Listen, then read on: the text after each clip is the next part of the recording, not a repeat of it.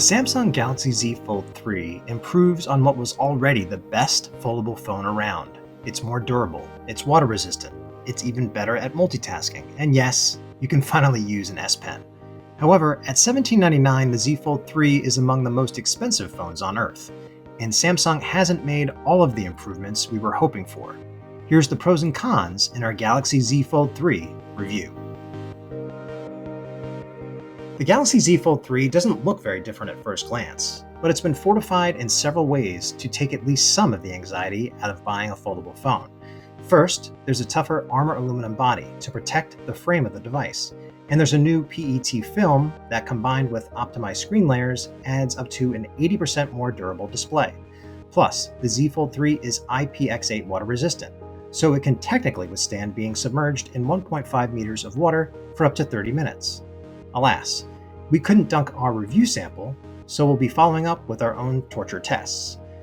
Unfortunately, the Galaxy Z Fold 3 is just as bulky as before, measuring 0.6 inches thick when closed and weighing 9.5 ounces. You'll notice it when using this phone with one hand or when it's in your pocket, but that's the trade-off of having a phone and tablet in one. The Galaxy Z Fold 3 continues to offer dual screens. The cover display is 6.2 inches, and the inside panel is a whopping 7.6 inches. But there's some big upgrades here. Both OLED displays now offer 120Hz refresh rates, and we experienced smooth scrolling and overall performance. Plus, the main display is now up to 30% brighter, and we did find it easier to read this thing outdoors, whether I was gaming or snapping photos on the world's largest viewfinder. Personally, I still find the 6.2-inch display a bit too narrow, especially for typing, so I used voice typing instead when sending quick messages. The Galaxy Z Fold 3's neatest party trick is an under-display camera. By using sub-pixel magic, the punch hole disappears when you're not using its 4-megapixel camera, so you have an uninterrupted view for watching videos and using all of your apps. But Samsung had to make some sacrifices to make this happen, which we'll get into in a bit. If you don't mind me geeking out for a moment, the Galaxy Z Fold 3 is the ultimate phone for multitaskers. It's so good, I found myself using my laptop less during my testing. You can run up to 3 apps on screen at once. You can drag and drop items from one window to another. And you can easily create app pair shortcuts for launching 2 apps side by side, picking up right where you left off. Things get even better with the new taskbar feature, which you can turn on when you activate Labs and Settings. Once you put the apps that you want in the Edge panel, you can pin a taskbar to the right side of the screen. It's just like Windows, in a good way, and I like that I can quickly jump between apps and see how many notifications are waiting for me in Slack. Another perk is that you can drag and drop items from one window to another in apps like Samsung's browser. This feature is called Drag and Split. This really comes in handy when you're comparison shopping in Amazon.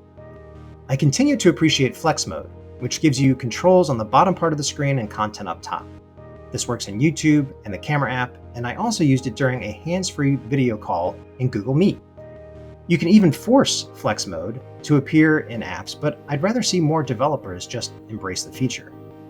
In terms of optimizing apps overall, for the big 7.6-inch display, Samsung is making some progress. For example, in Spotify, there's a Now Playing window that's visible even as you hunt for new tracks, and the Chrome app gives you real tabs up top that you can rearrange. The TikTok app didn't seem much different though, just bigger. The S Pen has come to the Galaxy Z Fold 3, and you have 2 options that have been especially made for this screen with retractable tips. The S Pen Fold Edition costs $49 and lets you write, draw, and sketch on the Fold 3's digitizer, while the S Pen Pro is $99 and adds Bluetooth connectivity and a chunkier design. Alas, there's nowhere to store the S Pen in the Z Fold 3's design, so you'll need to spring for a case for a holster. A combo S Pen and case runs $79. Given how much of a selling point the S Pen is supposed to be, it would have been nice if Samsung included at least the S Pen, if not the case, given the total $17.99 price. The Galaxy Z Fold 3 has the same camera hardware as the Z Fold 2 for the most part, which means you get a trio of 12-megapixel rear lenses for wide, ultra-wide, and telephoto, and the front lens is a 10-megapixel camera. Based on our side-by-side testing with an iPhone 12 Pro Max, the Galaxy Z Fold 3 held its own in most cases. Take the shot of flowers. The Z Fold 3 provides more saturated colors, while the iPhone offers better details in the petals and more contrast. This shot of peppers is pretty much a wash between the two phones, with both delivering a great picture. There's just a bit more definition in the red peppers with the iPhone. But the Z Fold 3 struggled in a couple of images. In this portrait, the Samsung failed to apply the bokeh effect on the right side of the frame, while washing out my face a bit.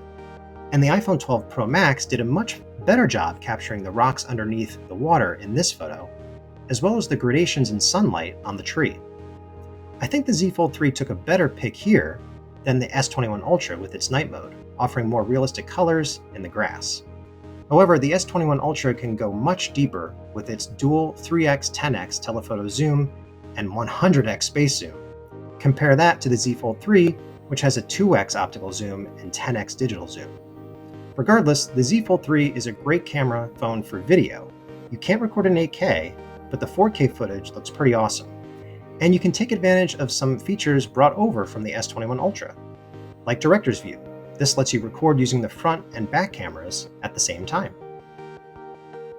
Now I'd like to take a moment to both appreciate the novelty of the under-display camera and to complain. Yes, it's cool that the punch hole can disappear when not in use, but the image quality from this 4 megapixel sensor is not great. Take this selfie that I took with the UDC and the 10 megapixel selfie camera on the Z Fold 3. The under-display camera delivers a blurrier and more washed out shot. Basically, this camera is okay for video calls, but I wouldn't recommend it for selfies. Just as expected, the Galaxy Z Fold 3's Snapdragon 888 processor and 12 gigs of RAM paced to strong performance scores in Geekbench and the 3D Mark graphics test. And it was even a little faster than the S21 Ultra in our video editing test, while still trailing the iPhone 12. My only complaint is that there were sometimes screen glitches when switching from the cover display to the main screen while using the same app. The battery life could be better. The 4400 mAh battery lasted just 7 hours and 52 minutes on our web surfing test using the larger display. The Z Fold 3 lasted a longer 847 with the external screen, but both runtimes fall short of the 10-hour mark we consider very good. The Galaxy Z Fold 3 retains the title of Best Foldable Phone, and that's not just because there's really no competition right now. You get a more durable design, improved multitasking, and better displays for a little less money than last time around. And while I wish the S Pen were included, it's good to know that it works. I also appreciate all the improvements Samsung is making on the software front, as we need more foldable optimized apps to really get excited about this category. I would like to see an even sleeker and slimmer design, and I'd also like truly top-of-the-line cameras that meet or exceed the best of the Galaxy S series. But overall, the Galaxy Z Fold 3 is a compelling option for power users who want it all. For Tom's Guide, this is Mark Spoonhour.